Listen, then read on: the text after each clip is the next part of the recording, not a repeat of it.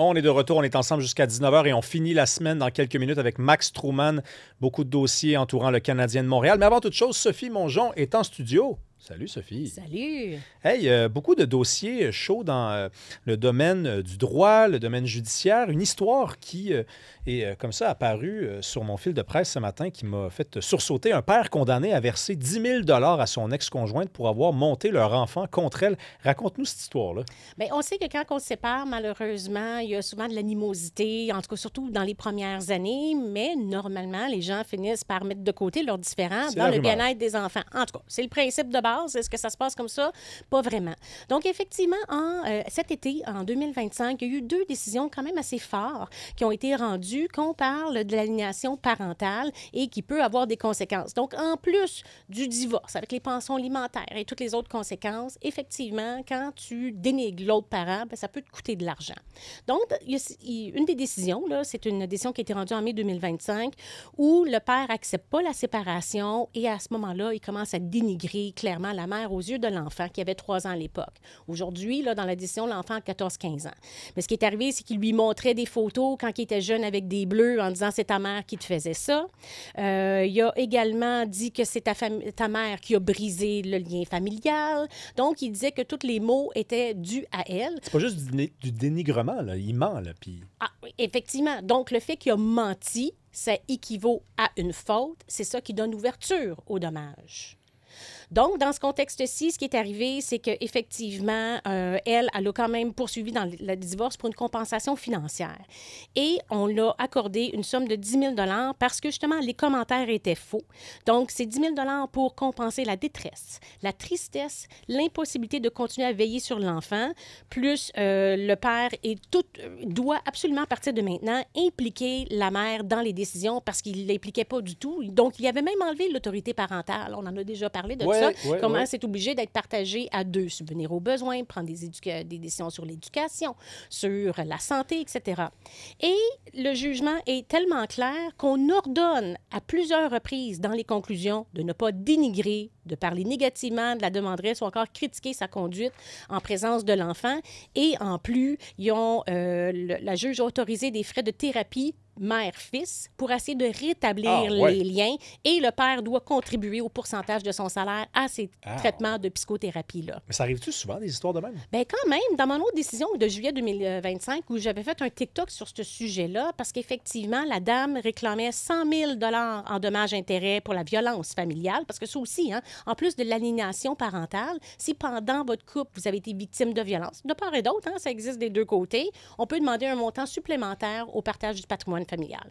Donc, 100 000 pour dommages de violence familiale, 50 000 dommages punitifs et 50 000 par enfant pour aliénation, rupture mère-fille et mère-fils.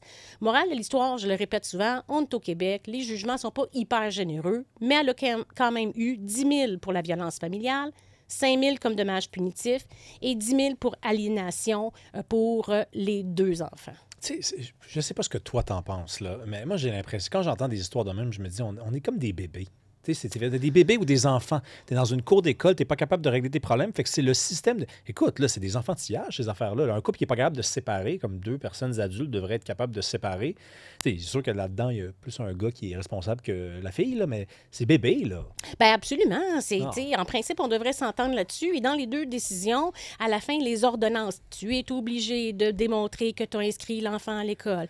Tu es obligé de l'appeler avant de choisir un médecin de famille. Et là, écoute, là, tout est bien décortiqué. Puis je me dis, mais semble là, que quand t'es parent, tu devrais mettre l'intérêt de l'enfant avant d'autres. Selon moi, ce genre de jugement-là va être de plus en plus commun.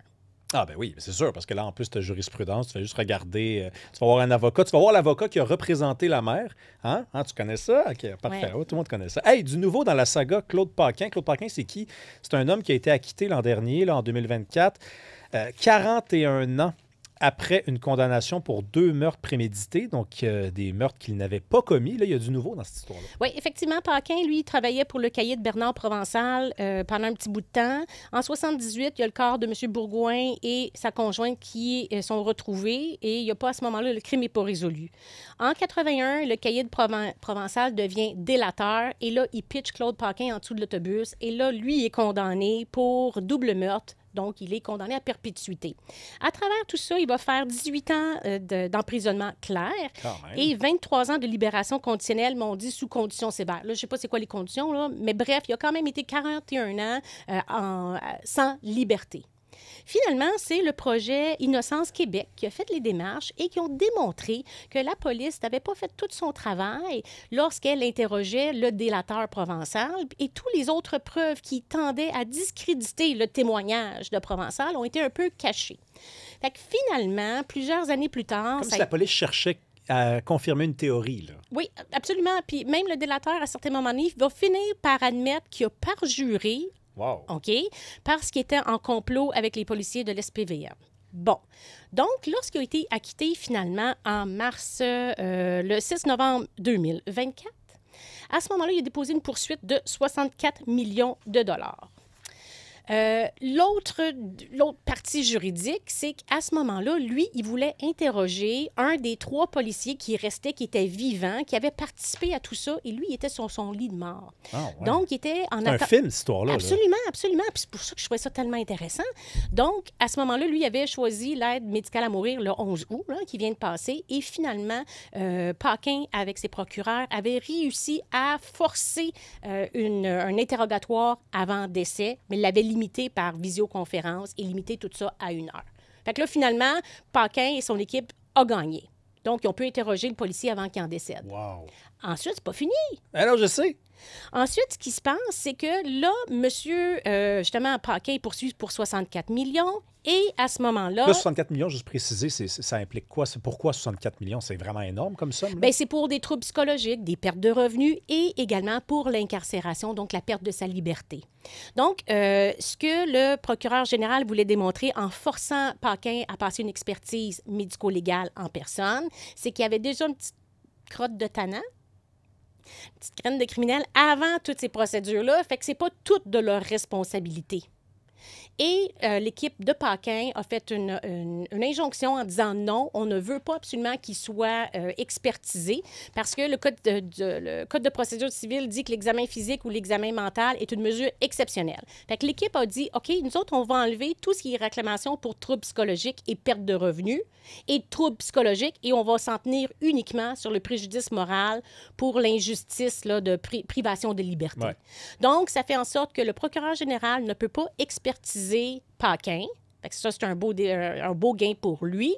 Et ils vont rendre une décision, ils vont faire une expertise sur dossier là, pour essayer de calculer là, c'est quoi que ça vaut, la privation de la liberté. C'est ça, parce que là, ça ne sera plus 64 millions qu'il va pouvoir toucher, c'est beaucoup moins. Bien, il en enlevé beaucoup moins. Fait que, tu sais, quand même, les procédures ont été bien faites. Le procureur général, en forçant une expertise médico-légale, puis eux autres, ils ont dit non.